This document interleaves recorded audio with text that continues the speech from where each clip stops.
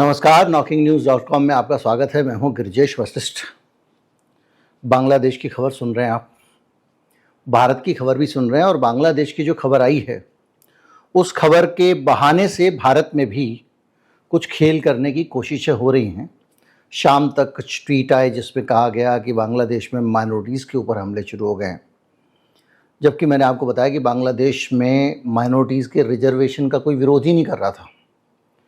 लेकिन उस मामले को अगर एक तरफ रखें तो अभी इस समय सबसे बड़ा खतरा ब्रिटेन में है, जो लगातार चल रहा है। पूरा वीकेंड हिंसा से भरा हुआ रहा है। इंग्लैंड में इतने दंगे क्यों हो रहे हैं, इतनी आगजनी क्यों हो रही है, इतनी हिंसा क्यों हो रही है, इसके पीछे क्या कारण है, वो कौन सी राजनीति है जिसके पीछे, इसको आज हम समझेंगे। हम ये जानने की कोशिश करेंगे कि गंदे पॉलिटिशियंस दुनिया को किस तरह हिंसा की आग में झोंक रहे हैं। कहीं मत जाइए, चैनल को सब्सक्राइब कर लीजिए। मैं अभी हाजिर होता हूं।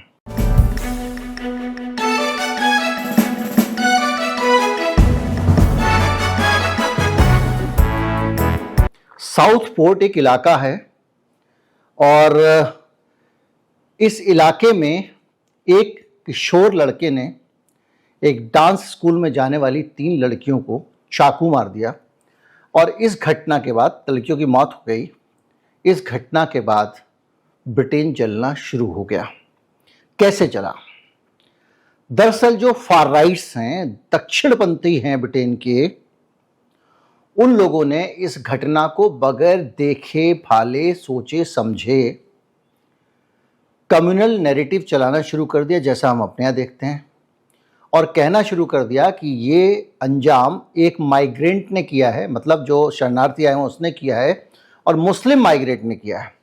इसके कारण बड़ी सारी भीड़ इकट्ठी हो गई और दुकानें की लूट वूट शुरू हो गई। वहाँ पे एक स्थानीय मस्जिद थी, उस पर हमला हुआ और बहुत पुलिस के साथ में क्लैशेस हुए। पुलिस के ऊपर पत्थर फेंके लोगों ने। बहुत बड़ा पूरे समय सिर्फ ये कि वो लड़के जो हैं वो किसी ने कह दिया कि वो तीनों लड़कियों की हत्या करने वाला आदमी जो है वो मुस्लिम है और शरणार्थी है।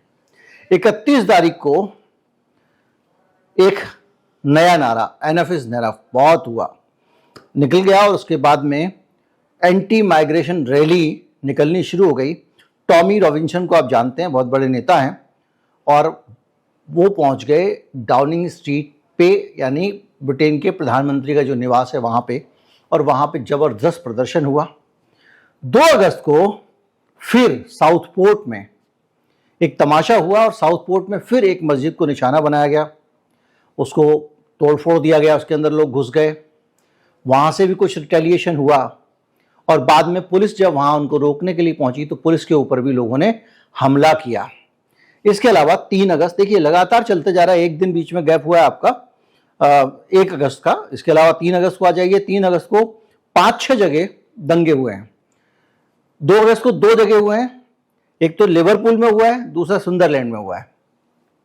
3 अगस्त को कम से कम 5-7 जगह, जिसमें बेलफास्ट, हल, स्ट्रोक और ट्रेंट शामिल है, वहां पर दंगे हुए।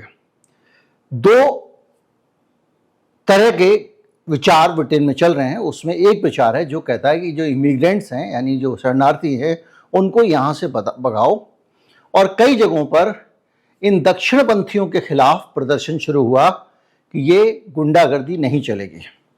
4 अगस्त को फिर 700 लोग इकट्ठे हो गए एक जगह पे जहां पे इनको शरणार्थियों को रखा गया था। एक होटल था और इसमें वहां पर आग लगाने की कोशिश की, बिल्डिंग को तोड़ने की कोशिश की, और इसमें बेमाउथ मतलब कुल मिला के एक पूरा इंग्लैंड जो है वो आग से घिरा हुआ है। इस आग का शिकार Southport, London, Manchester, Hartlepool, Aldershot, Liverpool, Blackpool, Hull, Stoke on Trent, Leeds, Nottingham, Bristol, Belfast, Rotherham, Tamworth, Middlesbrough, पता नहीं, बहुत सारी जगह।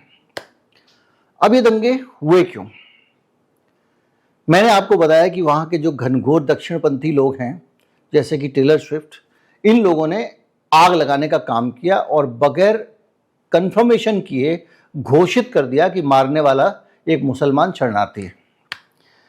अब आप कहोगे कि साहब मुस्लिम शरणार्थी के नाम से इतना क्यों चढ़ गए लोग? तो इसका एक बैकग्राउंड है। ब्रिटेन में लंबे समय से जो लोग वहां शरणार्थी बसे हुए हैं उनको लेकर एक जबरदस्त माहौल बनाया जा रहा है, और वहां की दक्षिणपंथी राजनीति, जैसे हमारे यहाँ पे आपने नोटिस किया होगा, हमारे यहाँ भी सिमिलर होता आ रहा है बांग्लादेशी माइग्रेंट के नाम पे, कि बांग्लादेशी घुसपैठिए कहते हैं इनको लोग जो हमारे दक्षिणपंथी हैं, भारत में आ गए वगैरह वगैरह।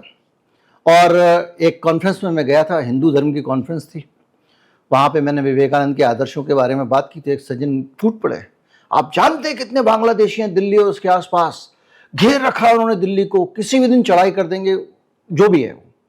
उन्होंने पूरा माहौल खराब कर दिया। उनको 5 मिनट बोलने के मिले थे, वो 1 घंटा बोले, और इतना गुस्से में थे कि पूरा जो है वो इस्कॉन का दिल्ली का हाल उन्होंने हिला दिया। तो क्या किया ऋषि सुनक की सरकार ने? लोगों के वोट लेने का यह तरीका अच्छा है कि एक हमारी विरोधियों ने जो भी किया हो, लेकिन हमारे दक्षिणपंथियों ने एक माहौल बना दिया है एंटी शरणार्थी वाला। तो हम एंटी शरणार्थी के नाम पे काम करते हैं, इन सबको उठा के एक जगह बंद कर देते हैं। अगर बंद करोगे तो क्या कहलाएगा? जेल में डाल दिया। तब क्या करोगे?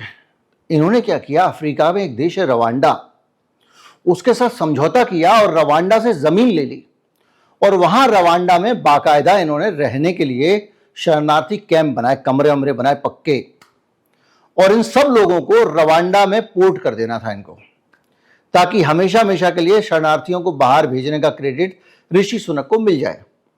इसके खिलाफ बहुत सारे प्रदर्शन हुए, क्योंकि बिल्कुल अमानवीय था, मानवाधिकारों के खिलाफ था, बहुत सारी चीजें थी। और जब ऋषि सुनक की पार्टी चुनाव हारी, तो जो पहला काम किया अगली आने वाली पार्टी ने, इस फालतू की डील को कैंसिल कर दिया। लेकिन इसके बाद से ये जो फार राइट लोग व्हाट्सएप पे, सोशल मीडिया पे, अभी जो ब्रिटेन में जो एक्सपर्ट लोग राय दे रहे हैं इस वक्त, उनका कहना यह है कि बड़े सारे ऐसे हैंडल अकाउंट हैं जो स्लीपिंग अकाउंट होते हैं, जो कभी इस्तेमाल नहीं होते, और दंगों के टाइम पे उनके जरिए भड़काऊ सामग्री साझा की जाने लगती है वहां पे फेसबुक, और यहां तक कि वहां का जो मेन स्ट्रीम मीडिया है उसमें भी फार राइट मीडिया खड़ा हो गया है, जैसे हमारे यहाँ गोदी मीडिया होता है। और वो लोग दिन रात जहरीली सामग्री, जैसे हमारे यहाँ यूपीएससी बिहार जिहाद करके कैंपेन चला दिया था किसी ने, लव जिहाद, तो 99% लोगों ने मान लिया ऐसा कुछ होता है, जबकि ऐसी कोई धरती पे चीज ही नहीं है, कम से कम भारत में तो बिल्कुल नहीं है। तो इस तरह की चीजें जो है वहां पे वो लगातार ब्रिटेन में फैलाए जा रहे थे शरणार्थियों को लेके बहुत सारे मिथ। अभी भी बहुत सारे लोग भारत में भी उसी तरह की चीजों में शामिल हैं, और ब्रिटेन के दंगों के वीडियो यहां पर झूठ बोलकर शेयर कर रहे हैं कि देखो वहां क्या हाल कर दिया इन लोगों ने।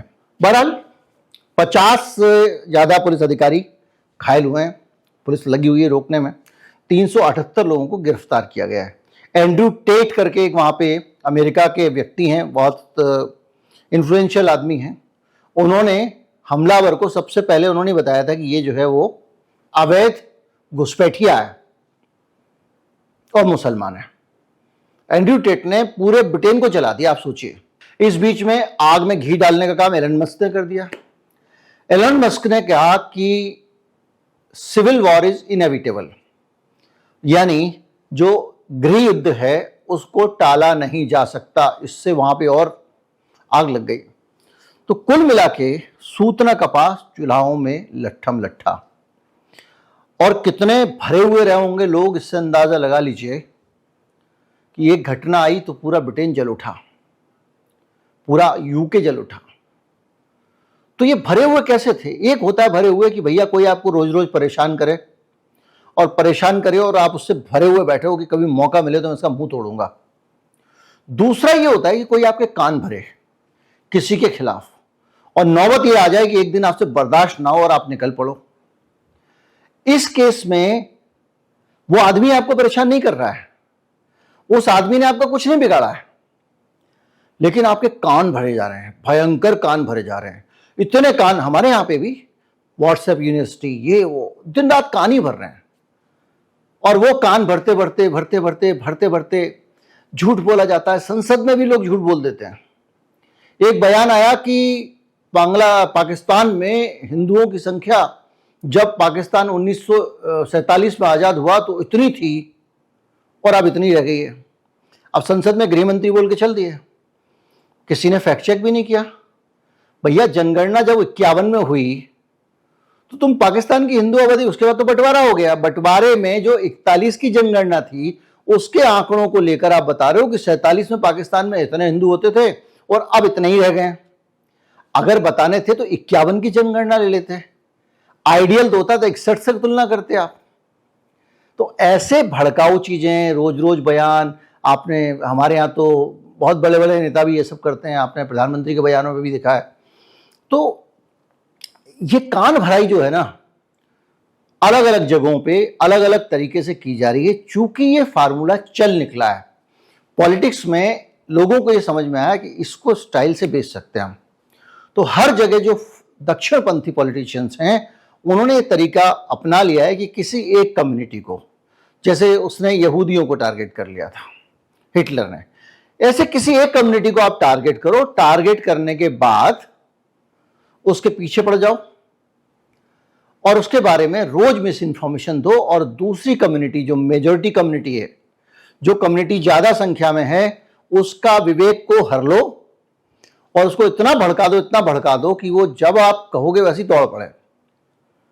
क्योंकि रोज आपके पास कुछ ना कुछ आता है, रोज आपके पास कुछ ना कुछ आता है, रोज आपके व्हाट्सएप पे 25 चीजें आती हैं। इसका क्या करोगे आप? और उसका नतीजा ये हुआ है कि ब्रिटेन जैसा देश, जिसको सुसंस्कृत माना जाता है, जिसको ये माना जाता है कि पूरी दुनिया को लोकतंत्र और दूसरी चीजों का संदेश देता है, वो ब्रिटेन दंगों की आंच में चल रहा है। और थोड़े वो दंगे नहीं हुए हैं, पूरे ब्रिटेन में फैले हुए हैं। उम्मीद करता हूँ सरल तरीके से आप समझ गए होंगे, आपको पता भी नहीं चला होगा कि इतनी सारी जानकारी दी गई है, लेकिन ये निचोड़ है जो वहाँ के ओवरऑल हिंसा का है।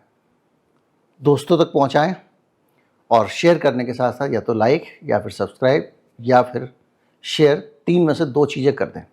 नमस्कार, जय हिंद।